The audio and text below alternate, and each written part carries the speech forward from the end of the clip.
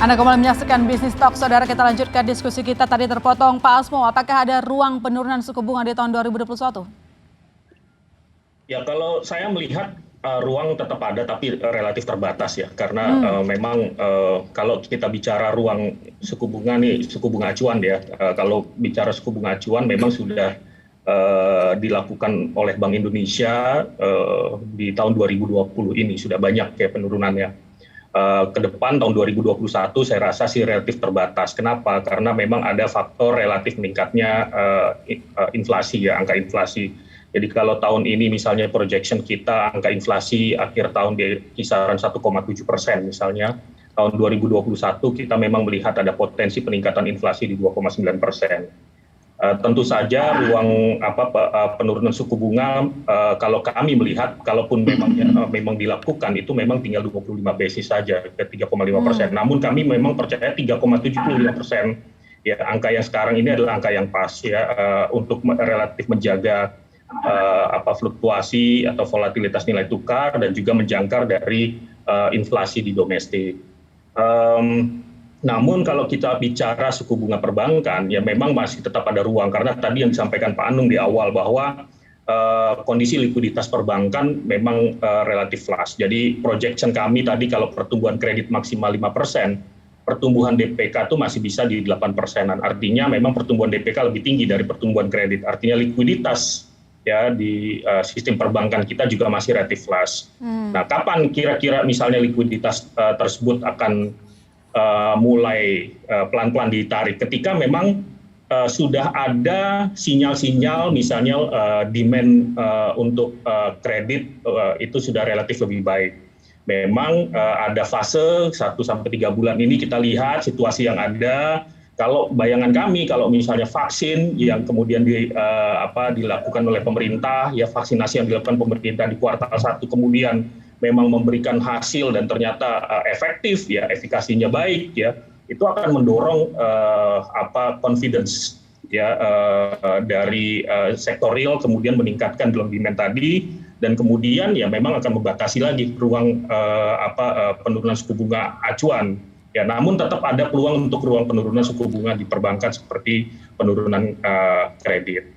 Oke, berarti memang ada ruang penurunan suku bunga, cuman terbatas. Tapi sekarang masalahnya nih, Pak Anung, kalau kita lihat kan suku bunga itu rendah, tapi suka sekali lambat diikuti oleh perbankan. Sebenarnya di mana letak celahnya sampai lama begitu mengikuti keputusan dari Bank Sentral? Lalu kemudian apa yang dilakukan oleh OJK supaya perbankan itu lebih rajin gitu untuk menyalurkan kredit, Pak Anung? Iya, baik Mbak Maisista. Sebenarnya suku bunga acuan salah satu faktor. Jadi kalau faktor utama di dalam komponen suku bunga bank, dalam penetapan suku bunga bank itu adalah biaya dana, cost of fund, dan juga operating cost-nya. Nah, yang komponen yang terbesar dari biaya dana saat ini, biaya dana memang sudah sangat turun ya Pak Andre ya. Biaya dana memang sangat turun karena likuiditas sangat ample. Tetapi bank itu saat ini masih harus mengabsorb tambahan CKPN yang demikian tinggi. Dan itu juga harus di-pass on. Kalau kita lihat lagi, apakah bank sudah cukup berkorban dengan itu? Kita lihat net interest margin bank. Setahun yang lalu atau rata-rata 5 tahun terakhir itu di kisaran 5,3-5,5%. NIM perbankan itu. Saat ini NIM perbankan itu jatuh hampir lebih dari 100 basis point di 4,29%. Artinya bank juga sudah mengabsorb sebagian dari biaya penurunan suku bunga itu. Di sisi lain, bank juga harus meredam besaran biaya CKPN itu. Jadi ini istilah Pak, kalau Pak Heru Kristiana KEPP itu suka sering mengatakan inilah sharing pain. Ini waktunya bank memang membantu sektor real.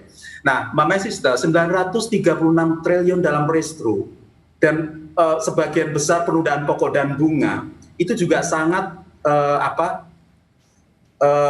mengurangi ya profitability dari bank. Sebagian dari mereka memang tidak cukup berhasil dalam restro, meskipun prosesnya masih rendah, ya. Dan itu harus diabsorb dalam struktur biaya dana dari biaya bunga dari bank itu. Nah, oleh karena itu yang membuat penurunan itu agak sticky, meskipun suku bunga bank saat ini memang termasuk yang paling rendah kalau kita lihat tren dulu, ya. Terus faktor lain, ya mudah-mudahan nanti pemerintah dan Bank Indonesia konsisten dalam setahun ke depan, ya, untuk membantu sektor perbankan juga. Karena gini, hampir kalau kita lihat data terakhir di LPS, bahwa bank ini juga 0,03% dari pemegang dana. Sekarang ini pemilik rekening itu ada 340 juta rekening. 0,03% itu menguasai 48% dari DPK, dana pihak ketiga bank, yang jumlahnya sekitar 6.700-an triliun. Nah, itu juga bagian dari ya kalau ada concerted effort, ada political will dari pemilik dana untuk mau juga menerima suku bunga rendah, itu akan sangat membantu. Bank juga tentunya akan mempass on itu kepada debitur-debiturnya.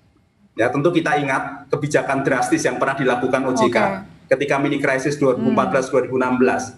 Kita menetapkan capping suku bunga pada saat itu. Baik. Ya, itu juga salah satu opsi, tetapi itu nanti kita lakukan terakhir ya di sana. Yang bisa kita lakukan sekarang concerted effort antara kebijakan fiskal di pemerintah, makro prudensial yang dilakukan oleh OJK melalui kebijakan stimulus restro dan perpanjangannya, dan juga kebijakan makro prudensial Bank Indonesia dengan penurunan suku bunga, ekspansi moneter, penurunan GWM dan seterusnya. Ini harmoni yang cukup baik. Dan kalau ini bisa dipertahankan setahun ke depan, mudah-mudahan nanti bisa mendorong percepatan pertumbuhan ekonomi.